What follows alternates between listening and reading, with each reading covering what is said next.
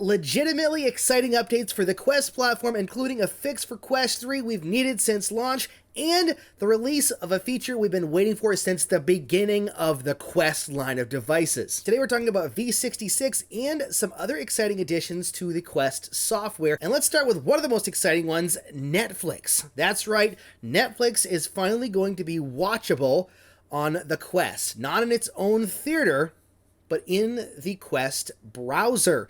That's right, it looks like they've been certified for the Quest browser through Netflix, so soon, over the next couple of days, according to Meta, you'll actually be able to log into Netflix in the Quest browser and watch your shows actually in high definition, which is a big improvement over the SD definition that we get in the Netflix application. I've talked about it on the channel before. The Netflix resolution is abysmal, so having this option to watch Netflix shows in virtual reality is a big step. It's already been possible on the Apple Vision Pro, and I'm glad that that is what forced Meta to get their browser certified for Netflix so we can actually enjoy Netflix shows on the Quest now, finally. Version 66 also just launched, and I did a video a while back talking about the things we thought were going to be in it or that were in the PTC, but there's actually some significant upgrades in the actual version 66. So let's go through what's been updated really quickly, starting with probably the most impressive update, and that is the improved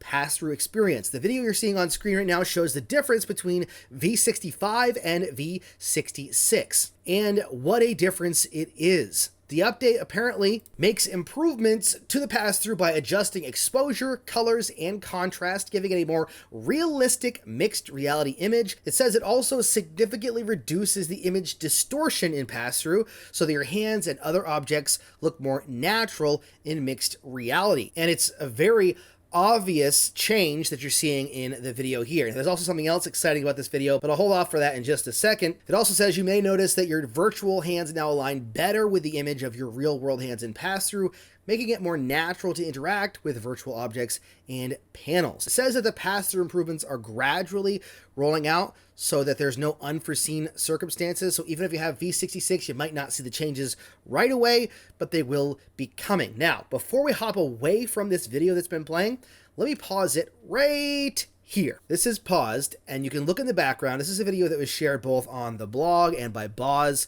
on Threads and Twitter and pretty much everywhere it can be shared, I think. And if you look in the background, if you zoom in, then you can see a device that is not the Quest 3 or the Quest 2 sitting on a desk. Now, people are assuming that it's actually the Quest 3S, and based on some zooming in and messing around, and Luna's done some stuff on Twitter as well, it looks to be the actual 3S. Now, we don't know for sure, and you can't really get a good clear image of it, but it could just be another tease saying, look, it's here, it's coming, you know, or whatever. Meta's kind of notorious for teases like that. It would seem accidental teases, but there you go. There's a quick 3S tease for you in this video. Aside from the improved pass-through, there's also some other stuff in V66 as well, including the ability to actually play background audio. The blog post says, today we're excited to announce that we're improving how background audio works for 2D apps on Meta Quest. Now you can launch 2D apps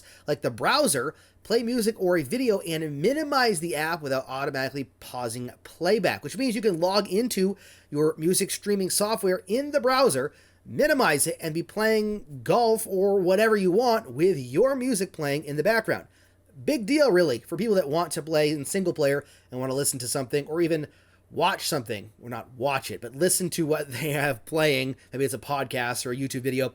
It's really cool for multitasking, or for people that just love to listen to their podcasts or music while they play their games. This next update we've actually known about. This is the wrist buttons. I've talked about this in the past, and I've been using them and actually really like the wrist buttons. There's one on either wrist, left and right. The one on the right is actually the Oculus or MetaQuest button. The one on the left is the menu button. You can tap that to bring up a menu for whatever experience you're in. It actually functions pretty well. I like it better than, tapping your fingers together. It just feels more natural. Along with parental supervision updates, we talked about that previously in another video, so I'm not going to go into all of that, but that is a part of the update as well. I've also got some release notes here. We'll go through them. For some reason, it's only working on my phone instead of my computer, so I'm going to read it from here. This next one is actually something that I have been wanting since the beginning, and I know a lot of people are. You can actually hide apps in the library now. That's right, it says you can now hide any app installed or uninstalled you've downloaded from the MetaQuest store to help clean up your library. You can see apps you've hidden by selecting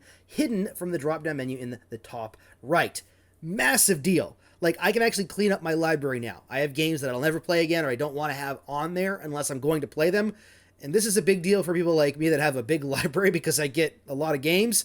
And if you have a lot of games, then you know what I'm talking about. But just the fact that you can easily clean things up now, big deal, and something we should have had a long time ago. Also, they're finally acknowledging the fact that the furniture in a space can be automatically detected, saying space setup automatically captures furniture. Space setup will now automatically identify and mark furniture in your space to improve realism for mixed reality games and apps.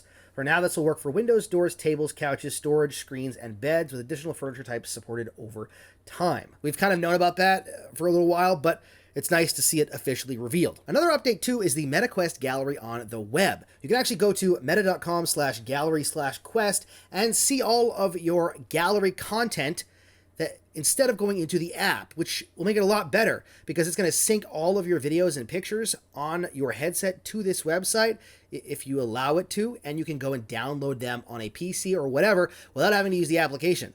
I've done that before and gone into the app and then had to download it and then upload it to Drive to get it or something along those lines. So this will be a lot more seamless if you want to do that without having to connect it to your PC just to get your pictures and your videos. Lastly, there's now actually a sleep mode that you can hold down to the power button and choose sleep. It'll put the device into a sleeping state, allowing it to update apps and all that stuff, but taking less power, allowing it to charge faster or whatever. I don't know. It just puts it to sleep. It makes it so it doesn't accidentally wake up and lose battery or whatever, you know. So hopefully that is beneficial to some people. I leave mine on and plugged in all the time anyway, so it doesn't really matter to me, but at least they're keeping things like a sleep mode in mind. Well, I think that that's all that we have for updates and exciting things, but that's a lot. So we've got a massive improvement to the pass-through. We've got some things that we've wanted since the beginning, like the ability to hide applications and Netflix support in the browser. But let me know what you think in the comments. Out of all of this stuff, what are you most excited for, or what are you most appreciative for, I should say. It may not be exciting,